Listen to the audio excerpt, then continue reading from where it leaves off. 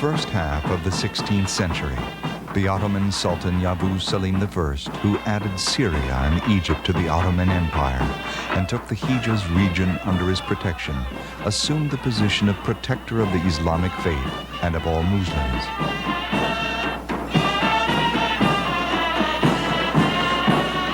A large part of the Islamic world was now under his rule.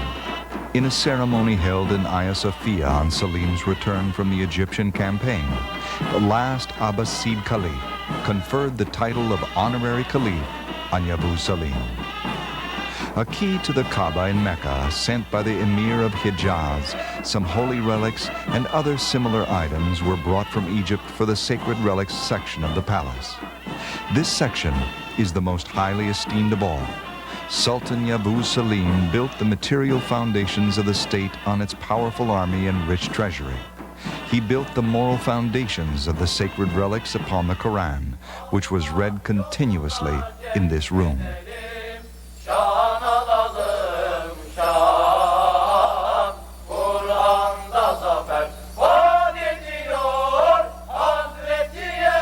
The section in which the sacred relics are kept was built in the reign of Mehmet the Conqueror as a royal suite.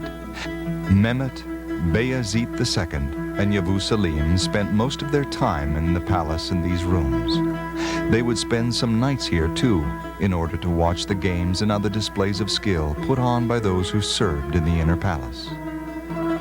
The dormitories of the 40 royal chamberlains in the personal service of the Sultan were also in this suite. Yavuz had the sacred relics moved to his own room around 1520.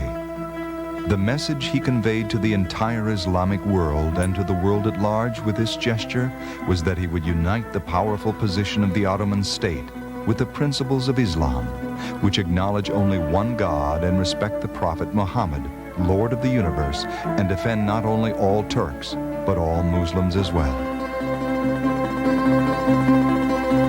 Other Ottoman sultans, too, defended this precept with a readiness to make the necessary sacrifices. The defense of the sacred relics in the royal suite was considered an act of worship.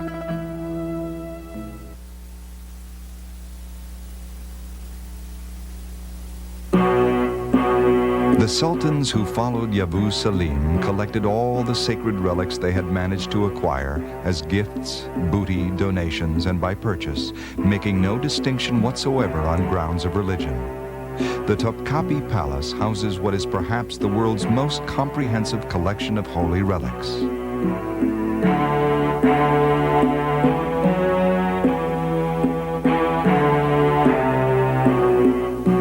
Sultans would experience a special peace of mind when they visited this room and derived a deep moral satisfaction from rubbing their faces against the robe and banner of the Prophet of Islam.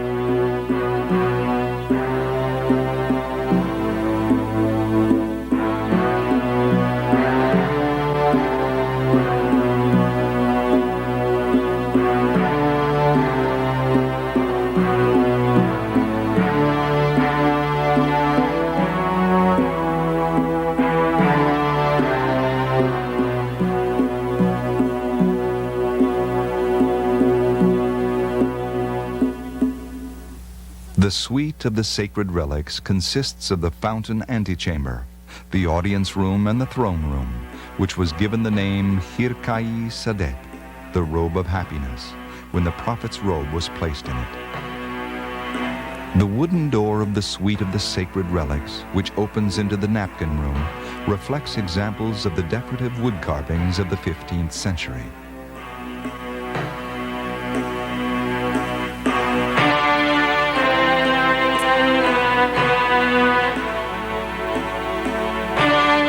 This door, inlaid with mother of pearl, is the work of Vasif, the last great master of his craft.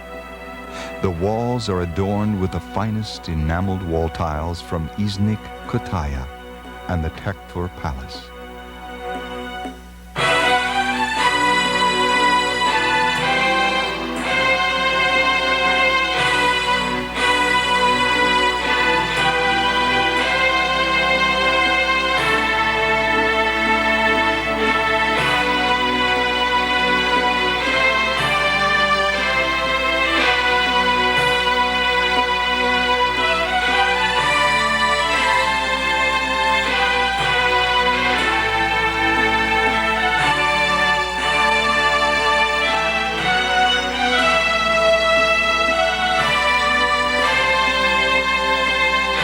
Special visits and ceremonies originating in the pilgrimage tradition were arranged in the suite of the sacred relics.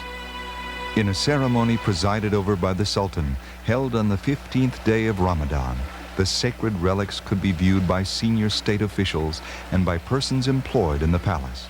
Today, however, these relics may be viewed by all visitors to the palace, irrespective of race or religion.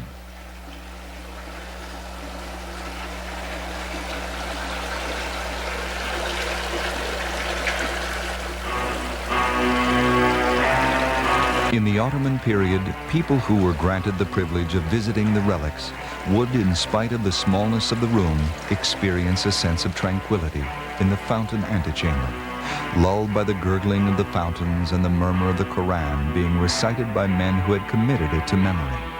They bowed down reverently before the jewel-encrusted chests and boxes and shawls embroidered with silver thread in which the relics were kept.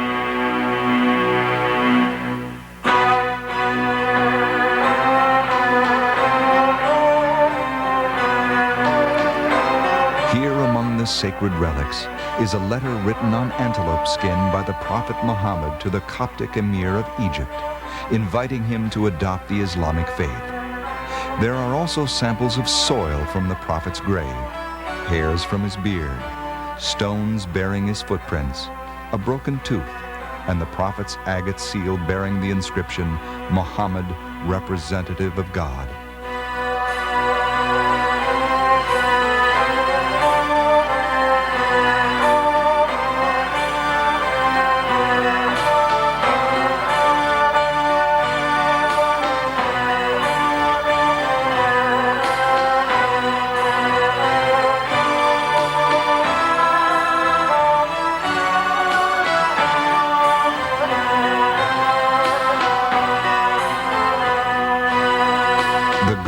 Silver boxes encrusted with precious stones in which these relics are kept are the work of Ottoman craftsmen.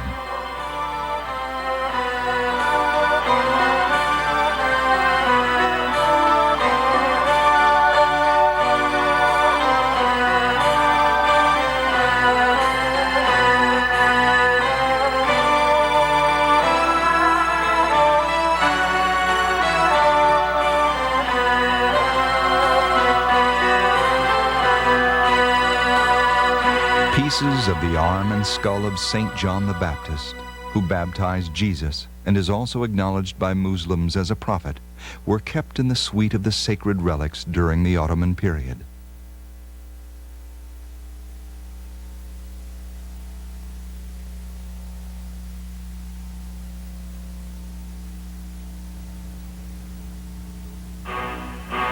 The gold caskets made by the Ottomans to protect the sacred Kaaba stone at Mecca from excessive wear themselves became worn in the course of time by the touch of thousands of hands.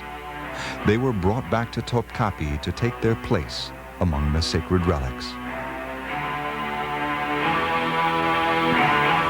It is the chamber of the robe of happiness which appeals to visitors most. The Prophet's swords are exhibited in this room. The sheaths and hilts which were showing signs of deterioration were restored in the 16th century.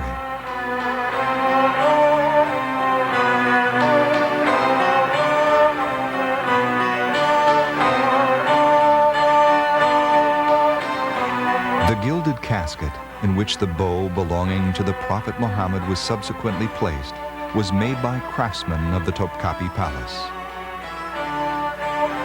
The flag of the Prophet was the famous banner which Muhammad carried into battle. It is kept in a silver casket.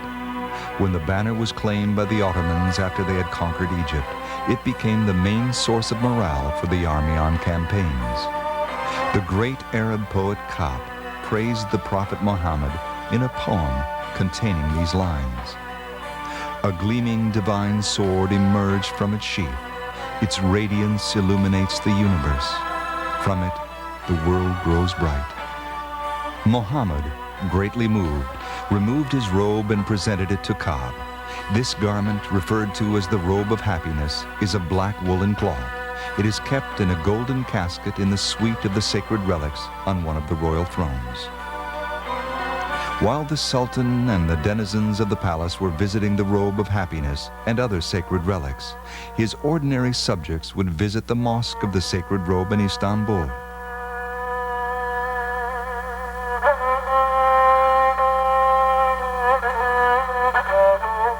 Here, another sacred robe, which it is believed belonged to the Prophet Muhammad, is on display to visitors during the month of Ramadan.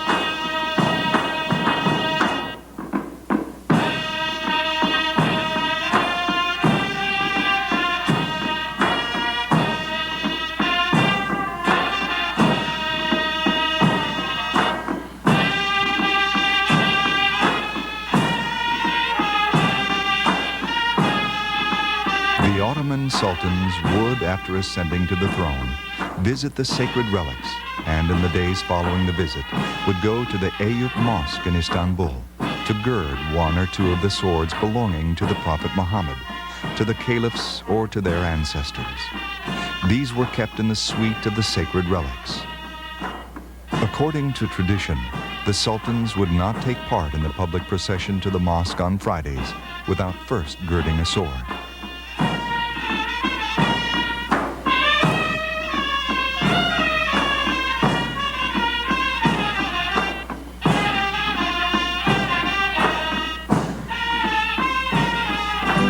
After the conquest of Istanbul, Mehmet the Conqueror had a shrine and a mosque built for Ebu Eyyub, standard bearer of the Prophet, who became ill and died toward the end of the 17th century, when Istanbul was being besieged by the Arabs. With the ceremony of girding the sword held in the Eyüp Mosque, the ceremony of accession to the throne was regarded as complete.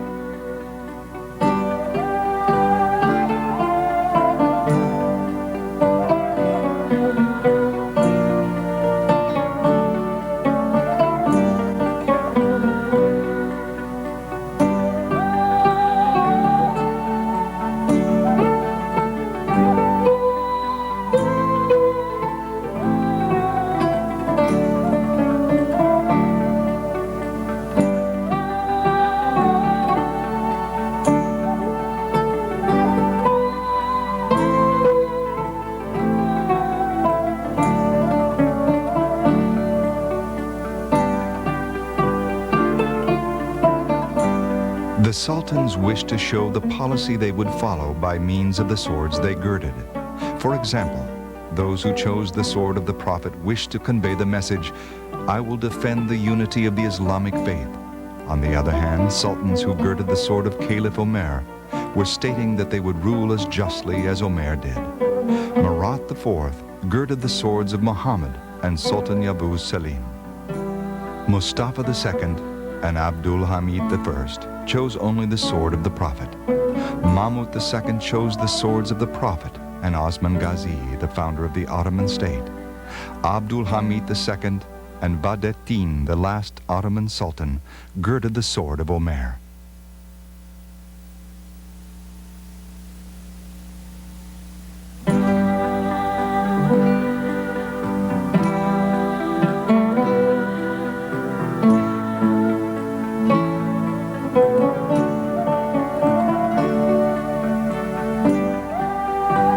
Sultan who ascended to the throne would, after the ceremony to mark this event, send a key inlaid with gold or silver made by Ottoman craftsmen to the Kaaba.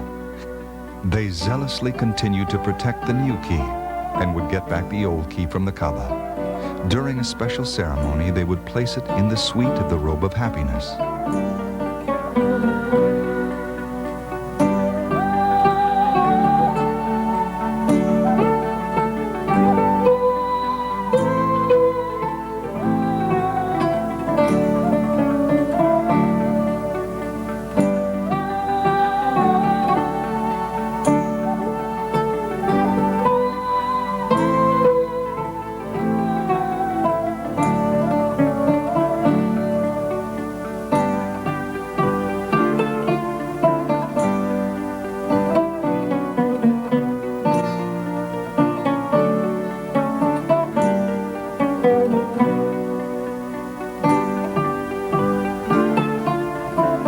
Anything relating to the Kaaba that showed signs of wear was restored by the Ottoman sultans. This included, for example, the gold-plated drain pipes sent to the Kaaba from the palace. After new ones had been installed, the old ones would be brought back as sacred relics.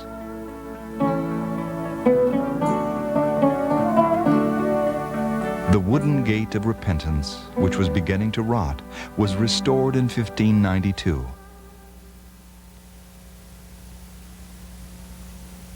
A pair of gold candlesticks, each weighing 100 pounds, which Sultan Abdul Majid had made for the Kaaba in the middle of the 19th century, is today exhibited in the treasury section.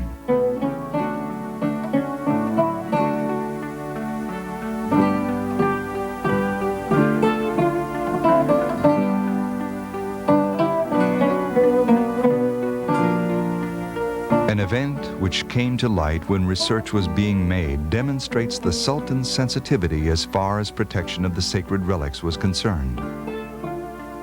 In 1857, the Lord of the Imperial Treasury, Mehmed Effendi, was suffering from a mental breakdown. He had some of the items in the suite of the sacred relics thrown into the sea and into a well in the courtyard of the palace. When he heard about this, Sultan Abdul Majid returned to the palace at once, set up a commission of inquiry into the incident, and had the sacred objects recovered from the well. The matter was dealt with by the governor's office at top level, and having established that the most important of the relics had not been touched, decided that Mehmed Effendi and his accomplices, the lords of the inner palace, had committed a grave and unpardonable offense, and exiled them to the island Cyprus.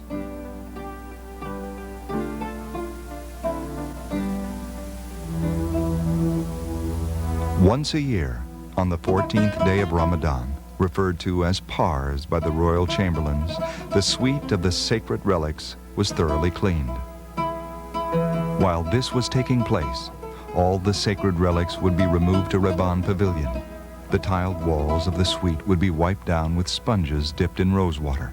After the Prophet's robe had been laundered in a golden bowl, it was dried in the Reban Pavilion and carefully wrapped. The water in which it had been laundered would be decanted into bottles and presented to persons close to the palace as gifts to protect them from illness and misfortune.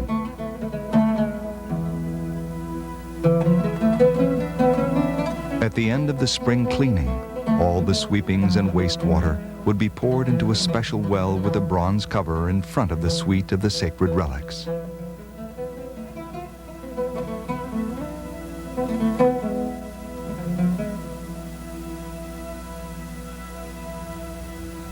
The sultans who spent their day-to-day lives in the pavilions surrounding this suite knew at the same time that it would be the last place they visited. After they died, the bodies of the sultans would be laid out on the marble slab in front of the suite of the sacred relics and washed with water from its fountain.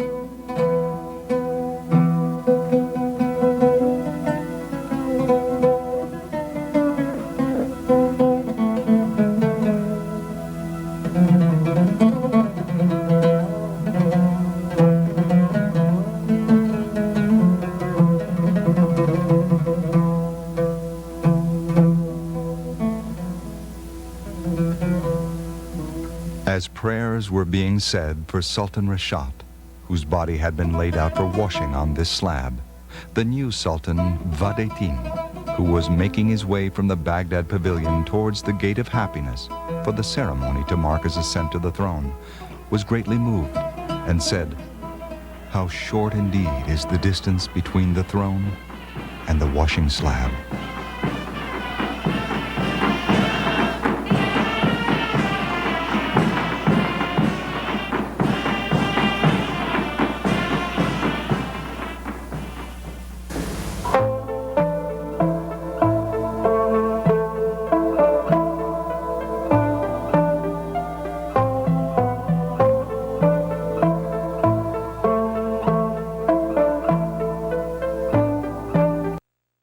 Thank you for watching.